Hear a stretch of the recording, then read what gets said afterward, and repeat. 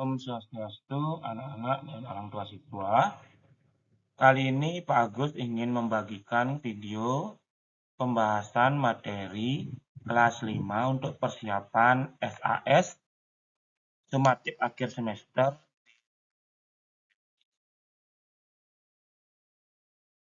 Adapun materi kelas 5 yang di semester 1 antara lain unsur-unsur pembentuk alam semesta, catur asrama, catur weda, dan catur guru.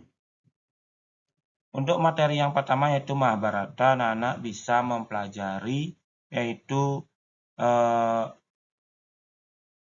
parwa-parwa, yaitu nama-nama parwa yang kita ketahui. Mahabharata, Maha yang artinya besar, Barata yang artinya keluarga Barata, artinya dari Mahabharata. Biasa Mahabharata berasal dari bahasa Sanskerta. Nah, di dalam kitab Mahabharata terdapat 18 bab. Dalam Sanskerta disebut ada 18 parwa. Kitab Mahabharata disusun atau ditulis oleh Maharsi Vyasa. Anak-anak nanti bisa buka lagi bukunya, pelajari lagi LKS-nya terkait nama-nama parwa dari 18 parwa. Salah satunya akan Pak Guru sebutkan di sini. Ada parwa yang pertama disebut Adi Parwa. Adi Parwa adalah permulaan cerita dari Mahabharata. Kemudian yang kedua ada Sabha Parwa. Sabha Parwa menceritakan tentang sidang ataupun sebuah persidangan yang nantinya membuat si Pandawa kalah dan harus diusir dari negara Hastinapura untuk pengasingan ke hutan selama 12 tahun. Nah, nanti di parwa yang ketiga adalah Wana Parwa. Wana Parwa, Wano yang artinya hutan. Di situ diceritakan tentang full ceritanya tentang Pandawa yang sedang mengasingkan diri di hutan. Ya, di situ juga ada ibunya yaitu Dewi Kunti, ada juga istri mereka yaitu istrinya itu Dewi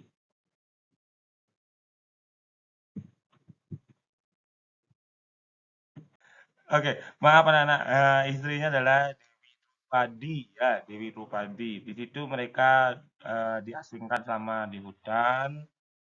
Nanti di parwa yang keempat yang disebut Wirata Parwa, di sebuah kerajaan dari Raja Wirata, mereka Pandawa akan diburu oleh pasukannya si Korawa.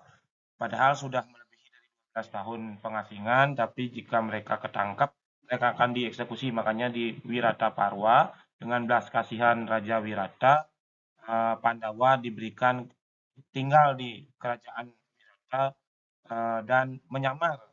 Setiap Pandawa menyamar masing-masing.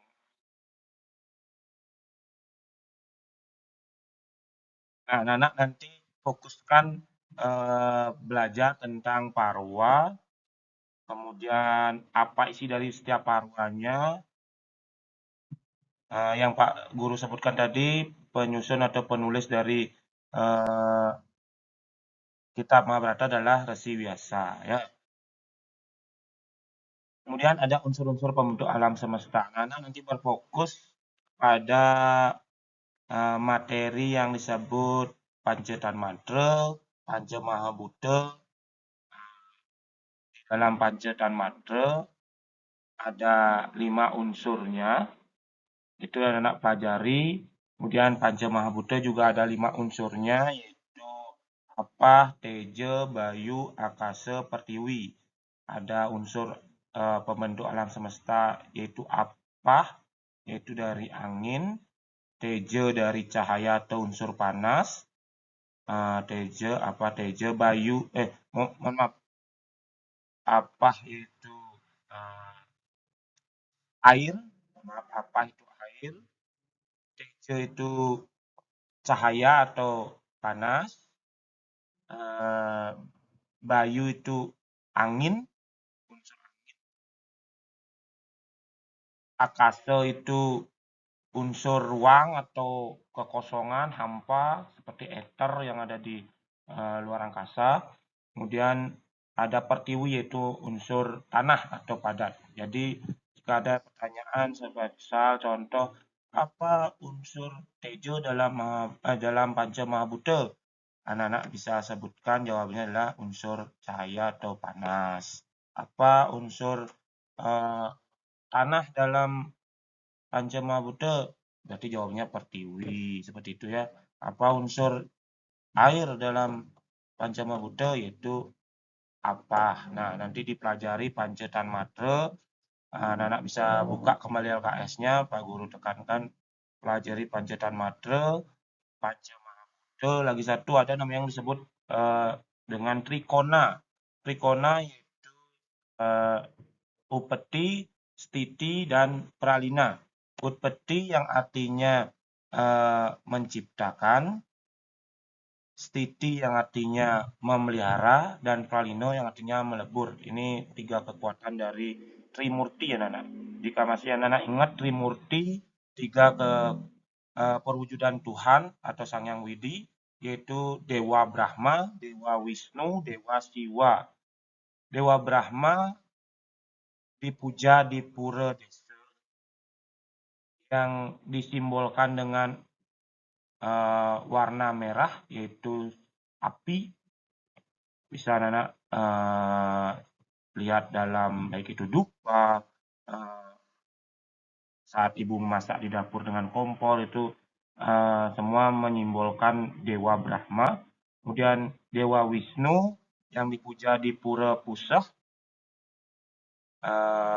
dia bersimbolkan air yang berwarna hitam. Kemudian ada juga Dewa Siwa yang dipuja di Pura Dalem dengan angin dengan warna pancawarna atau berumbun. Itu anak-anak diingat ada Panca Tanmatra, Panca Mahabhuta, Trikona, dan Trimurti anak-anak. Kemudian ada catur asrama. Di dalam catur asrama, Pak Guru menekankan pada bagian-bagian catur asrama. Pak Guru ulangi, catur asrama yang artinya 4 tingkatan hidup manusia, 4 tingkatan hidup kita. Antara lain dari yang kehidupan dari tingkatan yang pertama yang disebut dengan tingkat Brahmacari Asrama. Brahmacari Asrama adalah tingkat menuntut ilmu untuk belajar saat anak-anak sekarang di sekolah ini. Itu adalah tingkat Brahmacari, yaitu tingkat menuntut ilmu. Yang kedua, tingkat Grihastha Asrama, yaitu masa atau tingkatan di mana manusia berumah tangga, berkeluarga, menikah. Kemudian yang ketiga, yaitu Wanaprastha Asrama. Wanaprastha yang artinya mengasingkan diri ke hutan. Jadi di zaman modern anak tidak perlu ke hutan kembali di zaman dulu. Jadi zaman dulu para orang-orang zaman dulu di India setelah melewati masa kehidupan berumah tangga, keluarga, saat dituanya mereka akan pergi ke hutan untuk mencari ketenangan hidup. Yang disebut Wanaprastha yaitu masa pengasingan ke hutan. Kemudian yang keempat disebut tingkatannya Biksuka atau Sinyasin, yaitu masa di mana kita mencari moksa atau menjadi seorang pendeta atau biksu seperti itu ya. Diingat bisa dibuka kembali di buku LKS-nya tentang catur asrama. Materi berikutnya itu catur weda. Di dalam catur weda, anak-anak pahami dulu. Pak Guru jelaskan sedikit. Weda berasal dari bahasa Sanskerta. Weda akar katanya vid, yang artinya pengetahuan atau mengetahui. Weda dibagi menjadi atau digolongkan menjadi 2 kitab, yaitu kitab Sruti, dan kitab Semerti.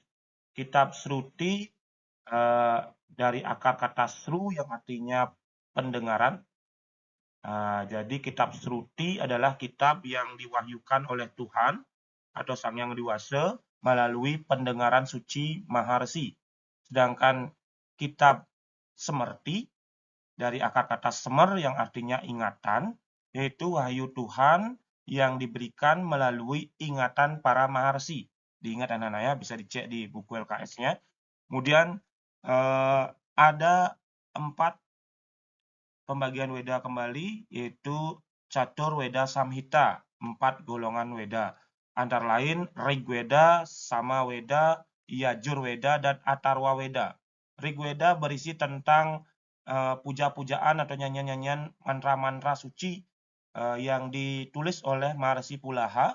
Sama Weda ditulis oleh Maharsi Jaimini. Kemudian Yajur Weda ditulis oleh Maharsi Waisampayana, dan Atharwa Weda ditulis oleh Maharsi Sumantu. Anak-anak kembali mohon dicek kembali buku LKS-nya, Pak Guru ingatkan, tekankan, ambil di bagian Catur Wedanya tentang Sruti dan Semerti, kemudian ada juga Catur Weda Samhita, Rig Weda, Sama Weda, Yajur Weda, dan Atharwa Weda.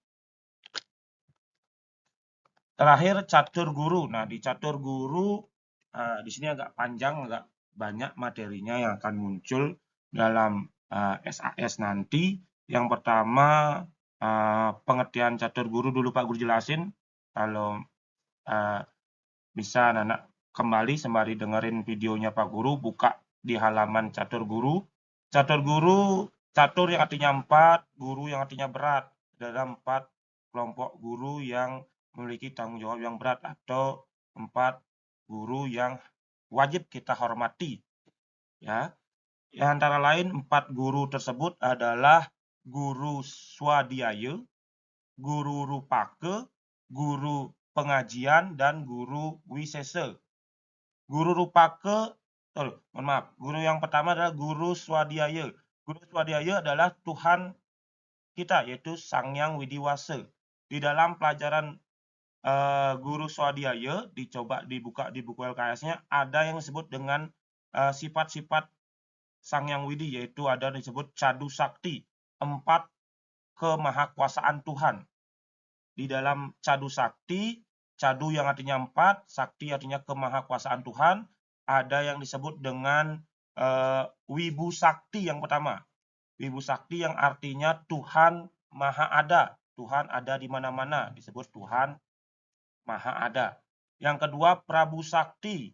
Prabu Sakti, Tuhan yang Maha Kuasa. Yang ketiga, Jenana Sakti, Tuhan yang Maha Tahu.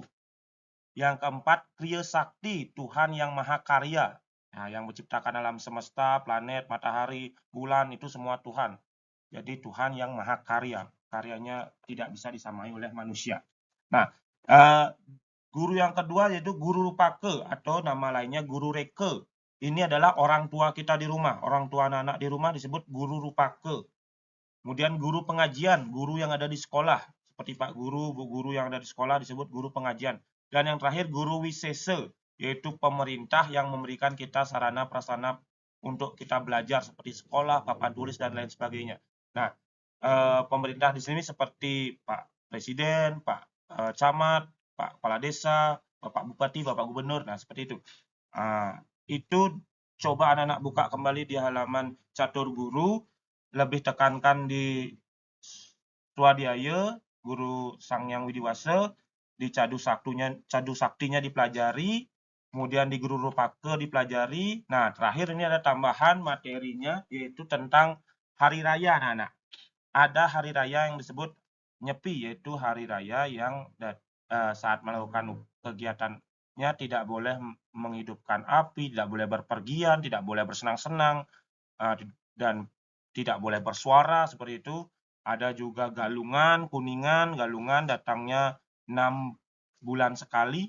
Di saat Galungan anak kemarin sudah lewati, menancapkan penjor, sembahyang ke pura dan sebagainya. Sama juga Kuningan, kita lakukan persembahyangan, juga sama datangnya 6 bulan sekali. Dan ada juga yang disebut Purnama Tilem yang datangnya 30 hari sekali.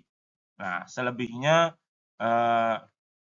Pak Guru mohon ke anak-anak untuk membaca kembali poin-poin yang Pak Guru sebutkan tadi di kisi-kisi. Mudah-mudahan besok saat anak-anak ulangan bisa menjawab dengan baik. Lakukan dengan tenang, jangan tergesa-gesa menjawab, karena soalnya lumayan banyak anak-anak, tidak seperti di saat STS. Sekarang di SAS ada sampai Romawi 3-nya, pelan-pelan menjawabnya, jangan sampai salah. Oke, sekian dulu. Terima kasih untuk perhatian anak-anak. Pak Guru ingatkan kembali, dibuka LKS-nya sembari mendengarkan Pak Guru. Jika merasa terlalu cepat, di pause dulu, di stop dulu videonya Pak Guru, baca dulu LKS-nya, pahami, jika sudah lanjut lagi videonya, seperti itu ya. Pak Guru tutup dengan Parama Santi, Om Santi Santi Santi Om.